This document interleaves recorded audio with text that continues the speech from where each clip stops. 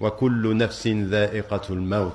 Nous tous, nous allons devoir partir et que nous allons partir comme des serviteurs, comme des servants, comme ceux qui se sont pliés, comme ceux qui se sont prosternés, comme ceux qui se sont donnés au Créateur, à l'unique Allah, la ilaha illahu. Mais que nous comprenions bien ce qu'Allah subhanahu wa ta'ala veut par la disparition de ceux qui nous précèdent. Min as-sabiqin ila al-lahiqin. De ceux qui sont partis d'abord et de ceux qui vont les rejoindre, car nous tous, chacun d'entre nous ici doit se souvenir qu'il va le rejoindre un jour. Et que quand nous visitons les cimetières, c'est comme ceci que nous saluons les gens des cimetières. Vous êtes ceux qui nous ont précédés, nous vous rejoindrons un jour. Et au nom de cela, il faut que la disparition des uns soit le rappel des autres.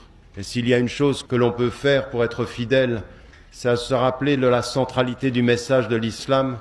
Inna lillahi wa inna ilayhi raji'un.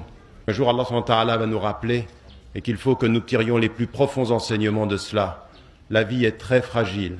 La vie est très fragile. Ne l'oubliez jamais comme l'un des plus grands enseignements que nous envoie la disparition de quelqu'un que nous avons aimé.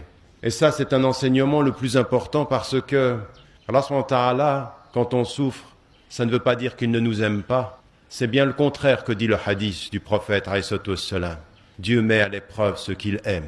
Que votre souffrance soit un rapprochement de Dieu, jamais une distance vis-à-vis des hommes. Ne cherchez jamais dans la souffrance l'excuse dans le travail, mais cherchez dans la souffrance le rapprochement avec le Très-Haut. Que cet enseignement soit aussi un enseignement important.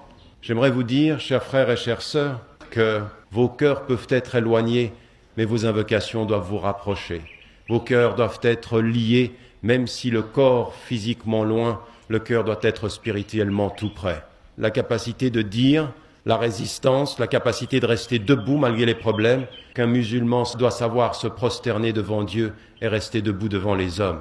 Sachez simplement une chose, la fidélité au message de l'islam, c'est de continuer à prier, c'est de continuer à jeûner, c'est de continuer à invoquer.